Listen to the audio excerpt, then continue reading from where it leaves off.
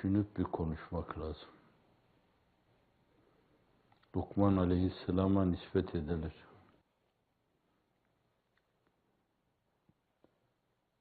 Bir varlığın en kıymetli uzvu hangisi filan diye getirirler. Veya söyler, getirinler. Onlar şurasını burasını getirirler. En kıymetli şey. Sonra o diliyle kalbini getirir. En kötü uzuv nedir diye yine onu getirir. Demek ki bu iki uzuv iyi olmada da kötü olmada da insan için çok önemli unsurlar sayılıyor.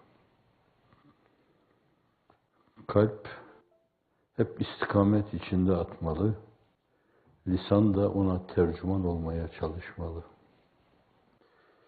Kalbinden gelmeyen şeyleri konuşmamalı. Kalbinden de hep iyi şeyler insan kurgulamalı. Güzel şeyler oluşturmalı. Ağzından dökülen şeyler de o olsun.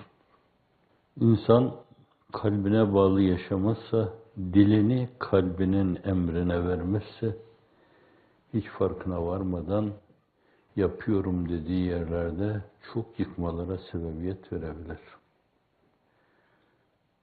Bir söz var, kalbiniz gül gibi olursa şayet, gezdiğiniz her yer ıtriyat çarşısı gibi kokar. Fakat kalp bir zakkum ağacı gibi olursa hafizanallah, geçtiğiniz her yerde insanlara bir şeyler batırıverirsiniz. Bu açıdan evvela kalp kontrol altına alınmalı, şeytanın menfezleri kapatılmalı. Sonra da lisan onun emrine verilmeli. Sonra yapayım derken insan yıkabilir, hafizanallah. Herhalde içinde bir yazın içinde de vardı yani. Kabe bünyadi halili azer est, dil beyti Huday ekber est. Kabe Hazreti İbrahim'in, Azer'in oğlu İbrahim'in binasıdır. Dil Allah'ın beytidir. Nazargâh-ı ilahidir. Allah oraya tecelli eder. Oraya hep inme şeklinde, otağını kurma şeklinde ifade ederler. Onlar müteşabih şeylerdir. Allah Celle Celaluhu zamandan, mekandan, hayizden münezzeh ve müberradır. Yemez, içmez, zaman geçmez, beridir cümleden Allah. Tebeddülden, tagayyürden, elvanı eşkaldan muhakkak ol müberradır. Ve bunlar birer selvi sıfattır, zat-ı uluhiyete nispet edilmez. Bu açıdan da o müteşabihi Cenab-ı Hakk'ın tecellisi şeklinde anlamak daha uygun. Öyle tecelli eder. Ama o tecelliler bir yönüyle bir güneşin tecellisi gibi değildir. Hatta bir nurani varlığın, bir Cebrail'in, bir Mikail'in, bir İsrafil'in tecellisi gibi değildir. Zat-ı uluhiyetin azametine uygun bir tecellidir. Öyle bir tecellidir ki hakikaten o tecelliyle siz onu görüyor gibi olma ufkuna ulaşırsınız. La akal onun tarafından görülüyor olma durumunu ihraz edersiniz. Bu açıdan kalbin kontrol altına alınması, onun bir insanı kalp haline getirilmesi çok önemlidir. Bu hususların başında da zannediyorum, hani şefkat, mülayemet, merhamet, zat-ı uluhiyeti bilmenin yanında bunlar çok önemli şeylerdir. Yine bir sözü hatırlatıyor bu. İnsanın imandan nasibi mahlukata şefkatiyle mebsuden mütenasiptir. Evet, doğru orantılı. Parantez içinde onu hep ifade ediyoruz. İnsanın imandan nasibi mahlukata şefkati nispetindedir.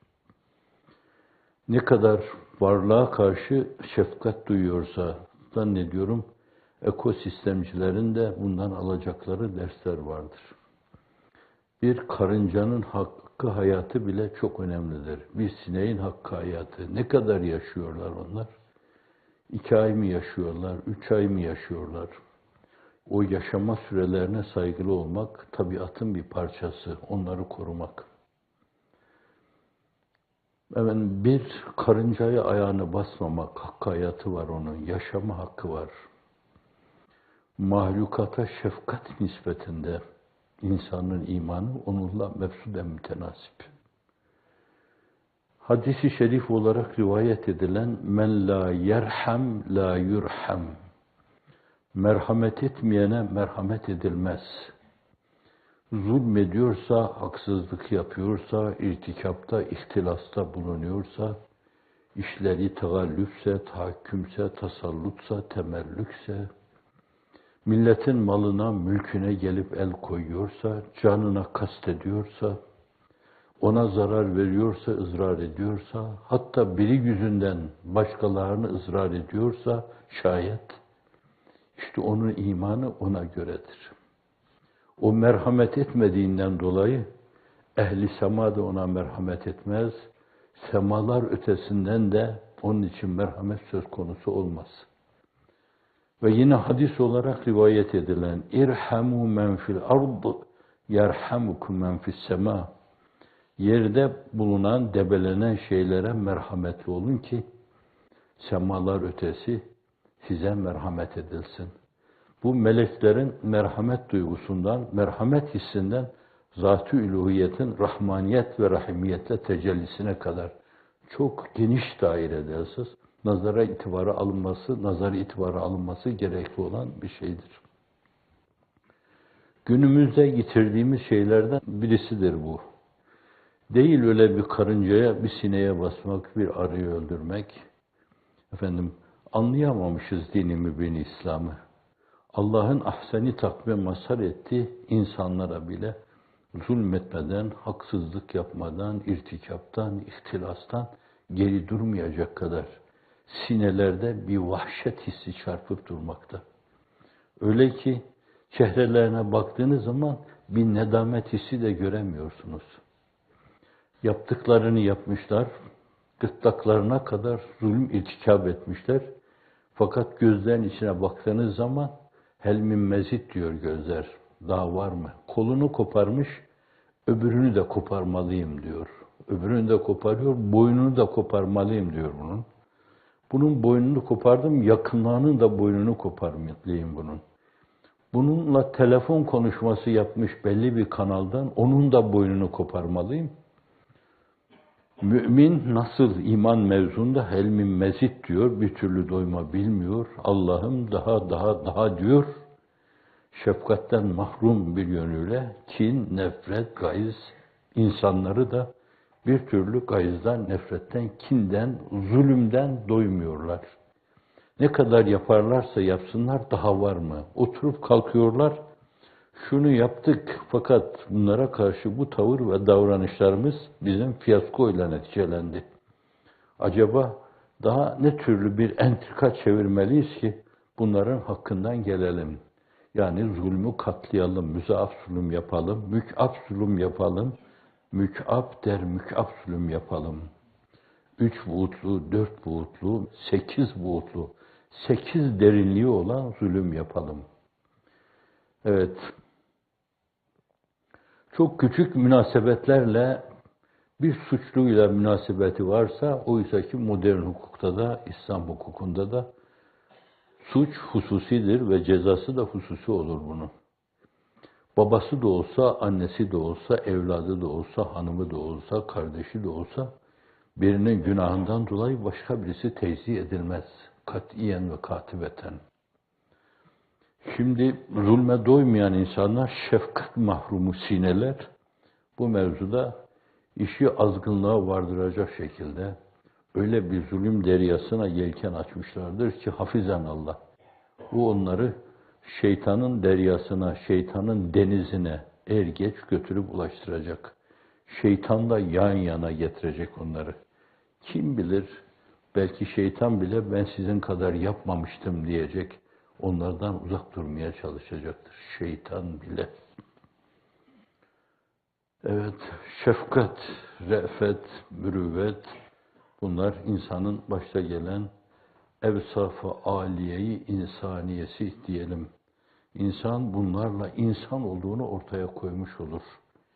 O yırtıcılık o canavarlarda var onlar. Diş gösterme, bağışlayın, salya atma, karalama, hırlama, insanların içine korku salma. Allah bunu o mahlukata vermiş. Zannediyorum onlarda bile her zaman böyle bir şey olmuyor. Değişik vesilelerle arz ettim.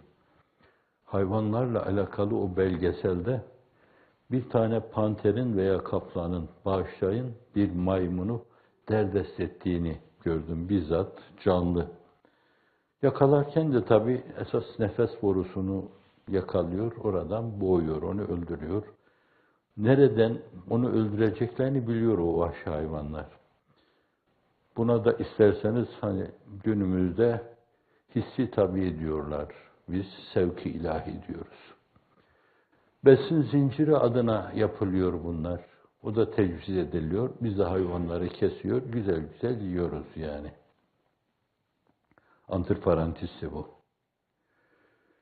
O hayvan gırtlağı sıkıldığından dolayı ölüyor. Fakat tam hamil müddetiymiş. O esnada doğum yapıyor. Gözümüzde gördüğümüz şey. Ağaca tırmanırken yapıyor bunu. Hemen o panter veya kaplan bırakıyor, avını bırakıyor. Bu defa yalarcasına o yavrunun üzerine eğiliyor. Böyle hala gözümün önünde canlanırken sağa sola bakıyor. Cins farklılığı var. Ben bunun için bir şey yapamam ki yani. Şimdi bunu alıp ben mememi ağzına veremem bunun bu. Almaz onu. Ne yapayım diye böyle acındırıcı şekilde çevreye baktığına şahit oldum. Keza suya düşmüş bir kuşu bir başlayın, bir dübbün. Düb biliyorsunuz. Ayı. Ne yapıp eliyle onu çıkardı. Sonra da bir zafer kahramanı edasıyla yemin başına onu koydu. Geldi beri tarafta. Sevinç içinde uzandı, yattı. Şimdi bu bir hayvanata böyle bakınca hani besin zinciri deyin onu, besleniyor onunla deyin, siz de yapıyorsunuz onu deyin. Fakat bir de günümüzde bir kısım tiranların, hususiyle İslam dünyasında Müslümanların kaderine hakim olan insanların sana da bulaştı, filana da bulaştı, falana da bulaştı, falanla da senin irtibatın oldu, filanlar da irtibatın oldu. Aynı telefon sistemini kullandınız, dolayısıyla suçlusunuz falan gibi bağışlayın, halk ifadesiyle eften püften meselelerle insanlara tecziye etme, zulümde bulunma, içeriye atma, uydurma iddianameler hazırlama, bu iddianamelerle etrafa korku salma, insanların huzurunu kaçırma, hafizanallah. Dahası bir yönüyle itiraf diyecekleri şekilde esas iftiranameler yazıp önlerine koyma, buna imza atın deme, öyle imza attırma. Böylece kendi hesaplarına bir sürü müfteri oluşturma. Onlar itirafçı diyorlar. Müfteri oluşturma. Can korkusuyla, can havliyle veya içtiği ilaçla esasen aklını kaybettiğinden dolayı bunlar bugün ahval-i adiyeden şeyler. Çok rahat yapılıyor bunlar. Çok rahat yapıyor zalimler, hainler, fasikler, mülhitler, münafıklar çok rahatlıkla yapıyorlar bunları kendi hesaplarına, kendi saltanatları ve debdebeleri hesabına. Kadimden bu yana bu türlü argümanlar hep kullanılmış. Ama olmaya göre Firavun döneminde neler varsa Amnofis, Ramses, İbn-i Şems onlar onu kullanmışlar. Sezar kendi döneminde olan şeyleri kullanmış. Lenin kendi döneminde olan şeyleri kullanmış. Stalin kendi döneminde olan şeyleri kullanmış. Hitler kendi döneminde olan şeyleri kullanmış.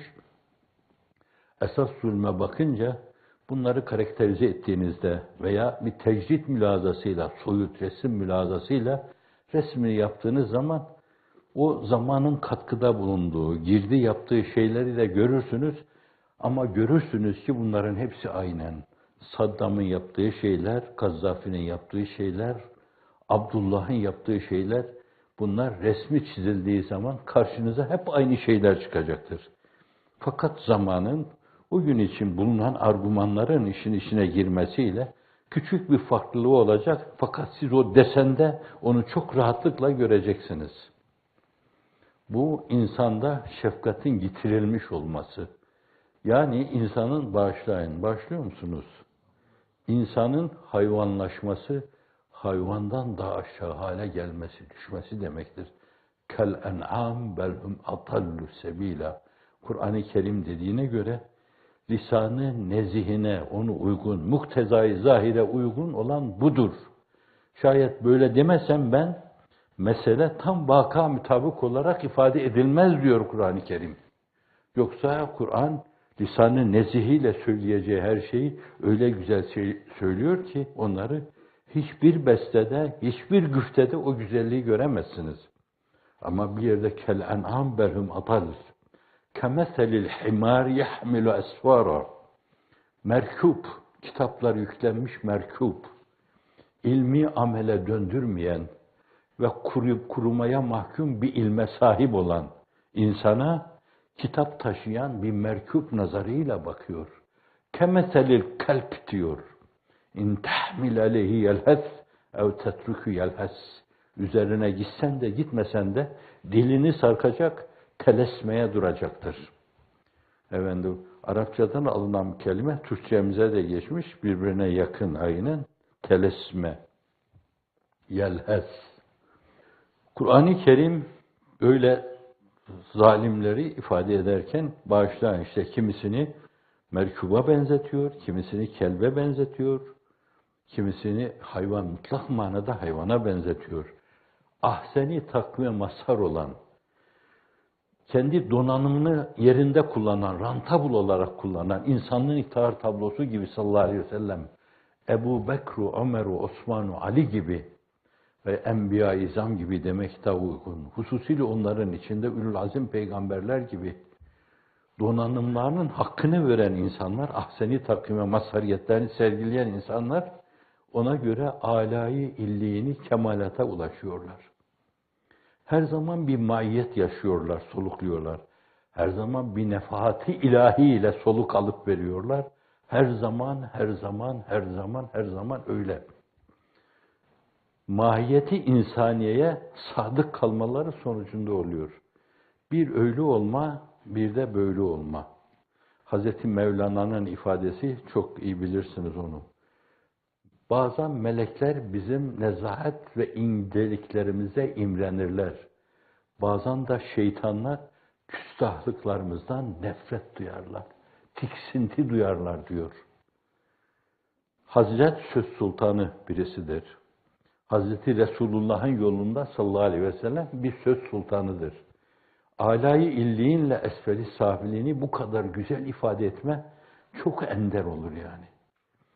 Cebrail'in önüne geçme de mukadder. İnsanlığın iftihar tablosu. Yürü, top senin, çevkan senindir bu gece diyor Cebrail aleyhisselam.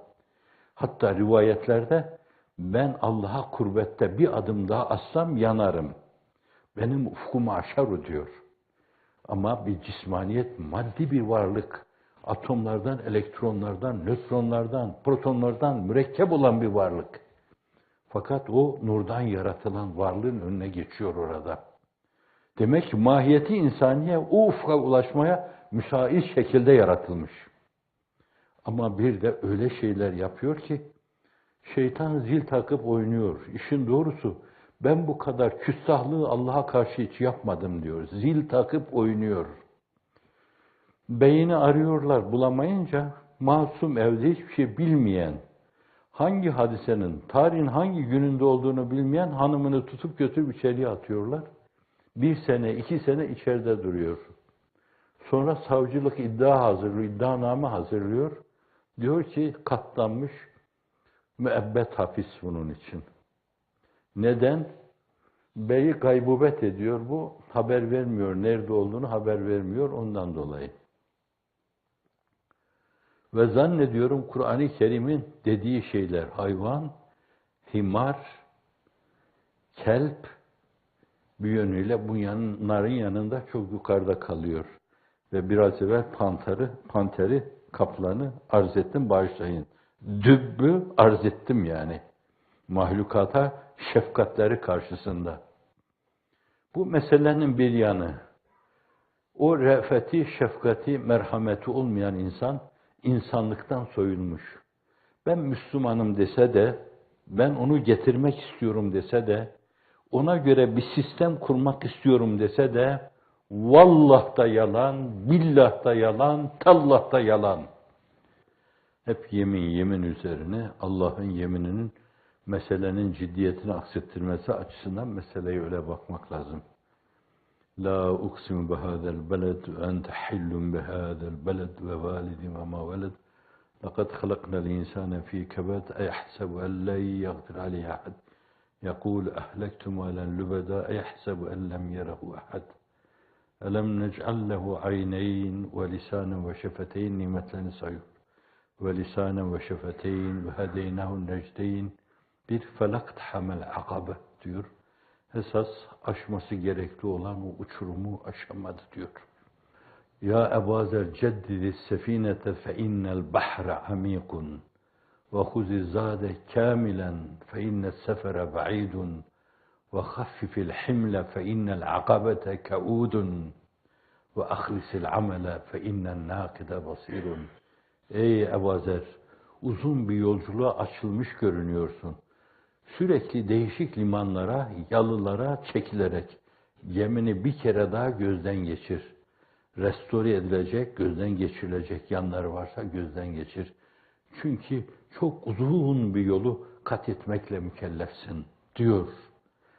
Gemini her zaman yenile. Buna ceddilu imaneküm bi la ilahe illallah hakikatiyle bunu irtibatlandırmaktan mümkündür. Her zaman imanınızı la ilahe illallah'la yenileyin. Sahabi efendilerimizin birbirlerine dediği gibi Teala nü'min saaten. Gel hele şöyle bir süre bir kere daha Allah'a iman edelim. Yani imanımızı yenileyelim. Kur'an ya eyyühellezine amenu aminu. Ey iman edenler, imanınızı bir kere daha gözden geçirin, yenileyin. Yani oturun kalkın hep sohbeti canan deyin diyor. Şimdi Ebu Zer Efendimizin ifadesi ceddidi sefinete fe innel bahr amikun. Derya çok derin. Batma ihtimali var hafizanallah. Götüremezsin. Onun için sık sık o gemiyi gözden geçirmen lazım, kontrol etmen lazım. Restorasyon gerekiyorsa, tamir gerekiyorsa tamir etmen lazım. وَخُذِ الزَّادَ كَامِلًا فَاِنَّ السَّفَرَ بَعِيدٌ. Azığını tas tamam al. Zira yolculuk çok uzun diyor burada. Müminin bu uzun yolculukta alacağı şey evvela imanı billah, sonra İslamiyet. İslamiyet olmayınca imanı billah kurmaya mahkumdur. Sonra marifetullah, sonra Allah'ın lütfu olarak muhabbet, sonra zevk-i ruhani, sonra aşk-ı iştiyakül kaullah. Peşi peşine birbirinin lazımı gibi, lazımı gayri mufariki gibi gelen şeyler. Fakat bunlardan birisinde kusur edildiği zaman da hiç farkına varılmadık şekilde bu defa bir fasit daire oluşuyor. Bir kısır döngü oluşuyor yani. İmanınızı amelle beslemediğiniz zaman o kurumaya mahkum oluyor. Ve dolayısıyla katiyen marifet adına bir şey bilmiyor. Muhabbetten nasipsiz yaşıyor. Aşkı iştiyak rüyasını bile görmüyor onun. Bir an evvel Allah'a kavuşayım, bir şeb-i arus yaşayayım. Rüyasında bile görmüyor onları. Birbiriyle çok irtibatlı. Biri diğerinin lazımı gibi bir şey. Efendim وَخُذِ الزَّادَ كَامِلًا فَاِنَّ السَّفَرَ بَعِيدٌ. İmanu billah, İslamiyet, iyilik, güzellik, biraz evvelki mülahazalara bağlayacak olursanız, insanları kucaklama, her insana insan olduğundan dolayı saygı duyma, ela meratibim derecesine göre, seninle aynı safta rükûa giden, başını yere koyan, Ya Rab diyen, Allahümme leke secettu ve bike amentu ve leke essemtu, ente Rabbi secede veçhillahillezi halakahu ve şakka sem'ahu ve basarahu, tebarekallahu ahsenul halikin diyen, birinci safta sana yakın olan insandır. Ona kalbi alakan, kalbi münasebetin ölçüde olacak. Kalbi alaka ve kalbi münasebet. O ölçüde sana yakın durmayan bir insan, meseleyi sadece rükûyla geçiştiriyor. Allahümme leke reka'tu ve bike amentu ve leke essemtu haş'a sem'i ve basari ve muhki ve azmi ve asabi ve mestakallet bi kademi lillahi rabbil alemin. Onun dersi de oraya kadar. Ona da o kadar. Birisi de ayakta duruyor, el pençe divan duruyor, kemer beste ubudiyetle. Ona da o kadar duruyor. Biri de arkada bir koltukta oturuyor, bu olup biten şeylere bakıyor. Biri de daha uzaktan bakıyor, ya bunlar hakikaten çok iyi insan tavırlar sergiliyorlar yani. Bunlarla uzun yol alınabilir diyor. Bu açıdan insanlarla münasebette bütün bu farklılıkların hepsine değer atfetmek suretiyle o da makbul, o da makbul, o da makbul. O tabiri çok kullanmamışlar. O makbul, o makbul, o makbul ama birisi var ki o akbel. Makbuller makbulü bir şey. O da seninle beraber meseleyi 10'da 10 paylaşan demektir. İşte yüzünü yere koyan, içini Allah'a döken insan. Ve huzi zade kamilen fe inne sefere ba'idun. Dünya adına ve haffifil himle fe innel akabete kaudun. Dünya adına öyle ağır şeyler altına girme. Sarayım olsun, villam olsun, makamım olsun, payem olsun ve ben gezdiğim yerde millet ayağı kalksın, beni alkışlasın. Eşin yok, menendin yok, kâkülü gülberlerinin tek kılına acem mülkü fedadır desinler. Bütün hayatını bu türlü hülyalar arkasında geçirsin. Hafizanallah öyle bir yük, öyle bir vebal altına giriyor ki bu. İşte bu biraz evvel ifade edilen kel enam belhum adal. Kemeselil himar yahmile asfara. Kemeselil kelb in tahmil aleyhi yelhes ev tetruku yelhes oluyor. Ve haffifil himle fe innel akabete kaudun. Eğer bir uçurumu aşacaksan dağlara tırmanan insanlar gibi bir tırmanıcı isen şayet bence sırtına çok ağır yükler almayacaksın. Dünya adına ağır yükler almayacaksın. Alacağın şeyler öyle şeyler olmalı ki üveyik gibi seni kanatlandırmalı. İman kanatlandırılır, İslamiyet kanatlandırılır, marifet kanatlandırır, muhabbet kanatlandırır.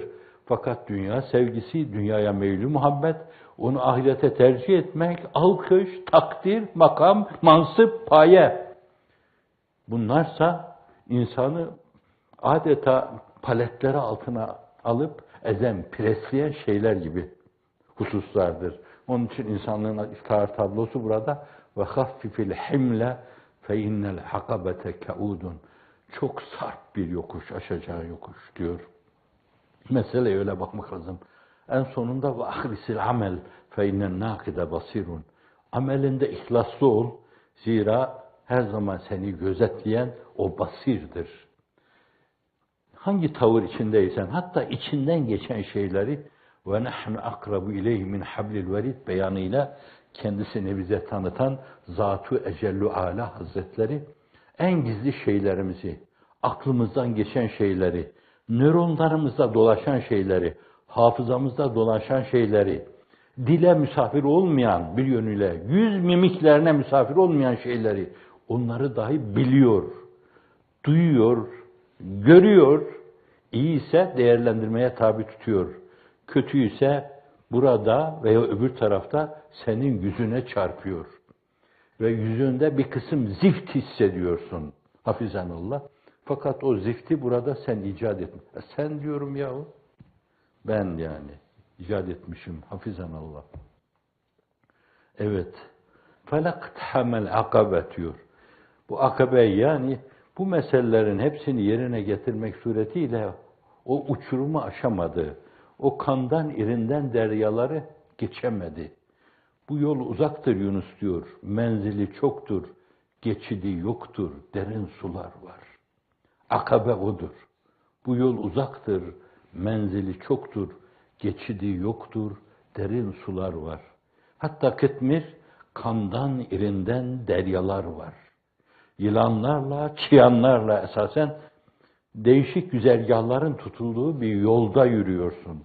Ona göre Tavuğunu alacaksın. Akabe o. Akabeyi aşamadı diyor bir kere. Esasen takıldı, yolda kaldı. Hafizanullah. Cenab-ı Hak kendine doğru giderken takılıp yolda kalmadan bizi muhafaza buyursun. Ve ma edrakemel akabe diyor. Akabenin ne olduğunu nereden bileceksin? Böyle diyebilir. Mahallelerde böyle diyenler var. Akabenin ne olduğunu biliyor musun sen? Böyle diyenler, böyle mal verenler var. Ve ma edrakemel akabe. Fekku rakabe. Bir insanı hürriyete kavuşturma diyor. Köleliğin söz konusu olduğu dönemde, bir dönemde bütün insanlık köleliği kaldırma mevzunda zahiri köleliği kaldırma. Fakat manevi şekliyle devam ediyor. Biraz evvelki mülahazalara bunu yapabilirsiniz. Mülahazalar içinde mütalaya alabilirsiniz. O manevi köleleştirme devam ediyor. Halayık halinde bir yönüyle parya gibi kas sistemine göre 10 basamak aşağıda görme gibi şeyler devam ediyor ve kapı kulları gibi bakılıyor insanlara, devam ediyor. Ama zahiri bir kölelik vardı ki o savaşlarda elde edilen insanlar, Müslümanlar ilk dönemde bunları yanlarına alıyorlardı. Hal ve temsille Müslümanlığı bir yönüyle onlara zevk ediyorlardı, aşılıyorlardı. Antiparantez arz edeyim. Emevi döneminde Abdülmelik veya Mervan diyor bu hadis ravileri içinde, tabiin büyükleri içinde birkaç tane insan ile sayın bana veya meseleye nasıl yaklaşıyorsa falan insan nasıl mevaliden diyor o, falan o da mevaliden, falan o da mevaliden. 100 tane insan saydırıyor, 80 tanesi mevaliden çıkıyor. O hadisin 7 tuğla sahibi insanlar, mevaliden çıkıyor bunlar. Bir dönemde köleymiş, birinin yanında hürriyete kavuşmuş ve aynı zamanda o ruhunun enginliklerini bir yönüyle ona nefretmiş. Kendi derinliklerini ona aksettirmiş. Dolayısıyla onlar ibadet abidesi haline gelmişler. Ve dinimizi sağlam birer kanal olarak bize intikal ettirmişler mevali. Orada fekku rakabe diyor. Esasen hürriyetini kaybetmiş. Hani usulü hamsenin 6.'sı sitte filan dediğimiz şey hürriyet meselesidir. Yani insanın canı, malı, aklı, nihayet nefsi. Bunların yanında bir de bazı usulcüler, usulü din uleması hürriyet diyorlar. Hazreti Pir de bu meseleye yaklaşırken biraz o mülahazayı değişik bir zaviyeden ifade ediyor. Yemeden içmeden yaşarım ama ben hürriyetsiz yaşayamam diyor. Hürriyet bir yönüyle insanlığın lazımı gayrimufarikıdır. Hür olmayan insanlar eli kolu bağlı, zincirli, ayağında bilmem ne filan evlerin içinde tutuyorlar öyle. Bu insanların hürriyetlerine zincir vurulmuştur. Bunların hepsinin salı verilmesi mevzu fekku rakabe kategorisi içine girer. Onlar öyle hürriyete kavuşturulmakla fekku rakabe kategorisine girdiği gibi bunlar da fekku rakabe kategorisine girer. Nedir akabeyi aşamama? Aşamadılar. O fekku rakabe. Köle azat edemediler. Ev it'amun fi yevmin zi mesgebe. Açlığın, susuzluğun, kahtın bir yönüyle imkansızlığın söz konusu olduğu bir yerde muhtaç birisine, bir fakire veya bir miskine yedirme mevzu. Onu yapmadılar. Yetimen zâ makrabe, yakın olan yetim diyor.